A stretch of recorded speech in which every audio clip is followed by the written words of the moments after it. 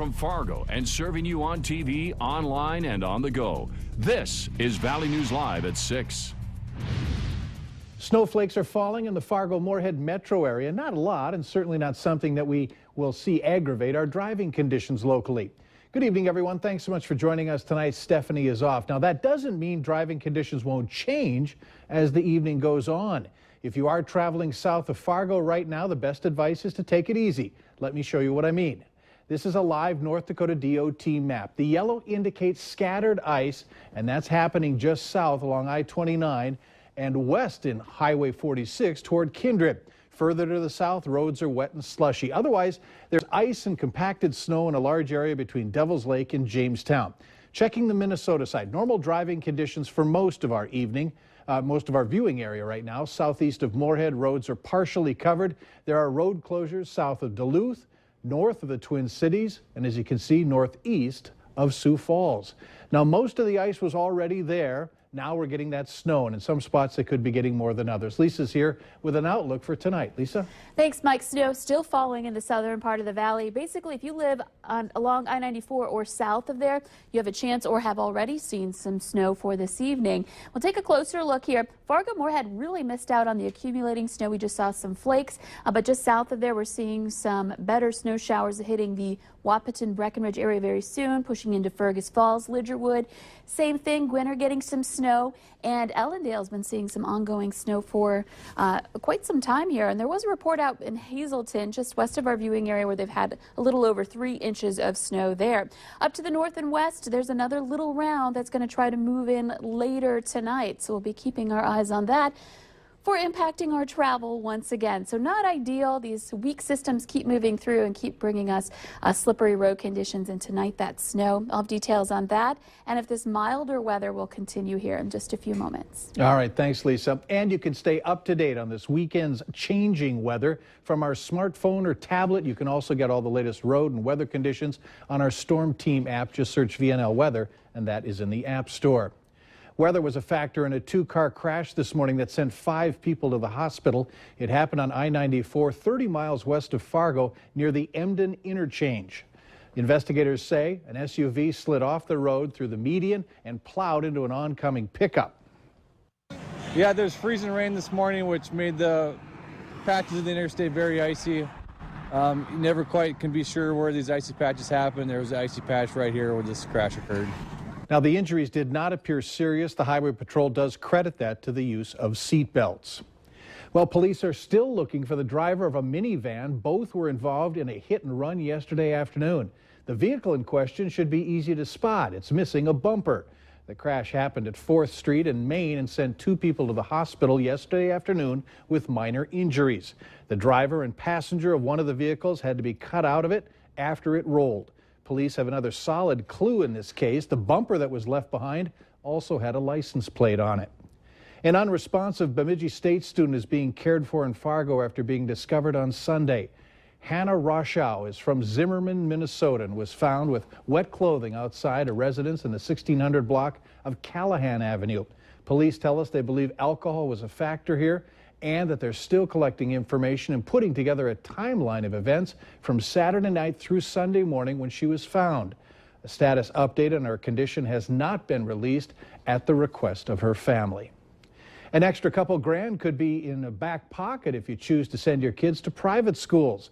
Lawmakers in Bismarck are currently looking at a bill that would give those parents a tax break for every child not in a public school. And that has the attention of Fargo's Oak Grove Lutheran. Valley News Team's Bradford Eric visited campus where, with the Fargo population growth, now with this bill, administrators say things are looking up.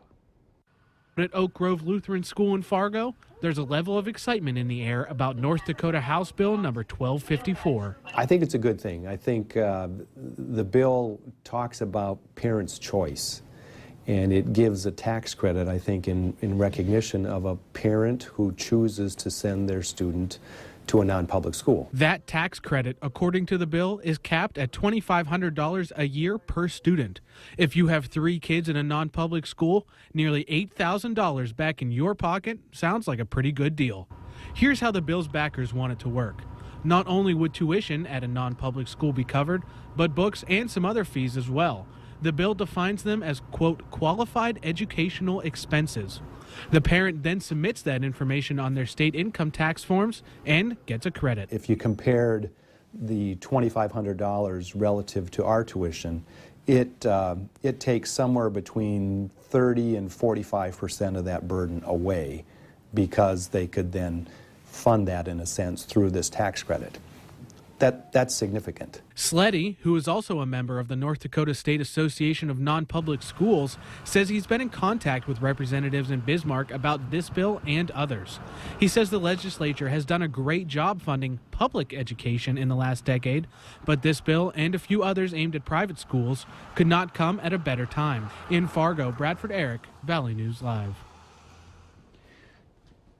Oak Grove administrators say that this bill would let more families reconsider sending their children to a non-public school, and that almost half of the nearly 600 students at Oak Grove schools receive financial aid. You hear a lot about it these days, about distracted driving. By now you should know using a cell phone or texting while driving is against the law. In Georgia, just days ago, a man was ticketed for eating a cheeseburger while driving. We did some checking to see if that's illegal in North Dakota. Fargo police say yes. They say although activities like eating, apply makeup, and changing the radio don't fall under the distracted driving law, they can still ticket you if you have bad driving habits or actions could cause an accident. All of them fall under that bigger umbrella of distracted driving, and all of them have the potential to cause people to drive erratically. And Minnesota's distracted driving law is very similar to the state of North Dakota. 92,000 more Minnesota families will benefit from a proposal to expand the state's child care tax credit. It's part of Governor Mark Dayton's state budget that will be explained fully next week. If the governor gets his way, a current income limit for child care tax credit eligibility would be raised from $39,000 to $124,000. The credit average would be $481. This is intended to have a broad range of families, 130,000 families, 92,000 more than qualify here today, and so this is a middle income working in family credit, and this one, the one that you described, will be more targeted. Governor Dayton's plan would cost $100 million. Republicans who run the House have said that they are open to an expanded credit. Technology is great, but there are questions tonight surrounding its use by police. At least 50 departments around the nation are using a handheld sensor that can see through walls. Its use is generating a lot of controversy about privacy rights. Valley News Team's Nicole Johnson spent the day investigating. Nicole, anyone using this locally?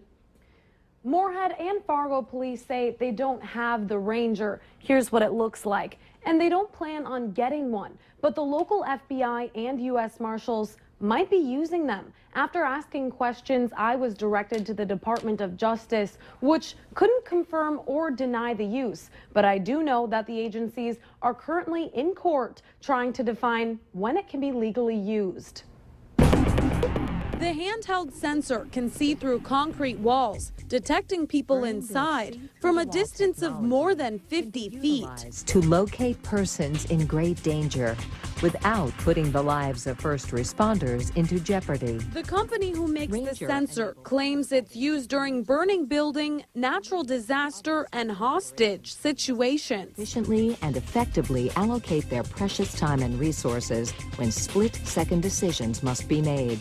The U.S. Supreme Court ruled that generally law enforcement must get a search warrant before using the sensor. What I've come to see over the years is that if you give somebody the technology to do something and they do it, whether or not they have a warrant. William Kirshner, a local attorney, says the new technology is concerning. Even if you think you're not doing anything wrong, you may have things, and I think all of us have things, that we would like to keep private. Many on our Facebook page agree, one saying it blatantly violates the Fourth Amendment. The more people who stand up and say, no, I don't want the government looking at everything I do and seeing everything, the more likely we ought to have to maintain our democracy.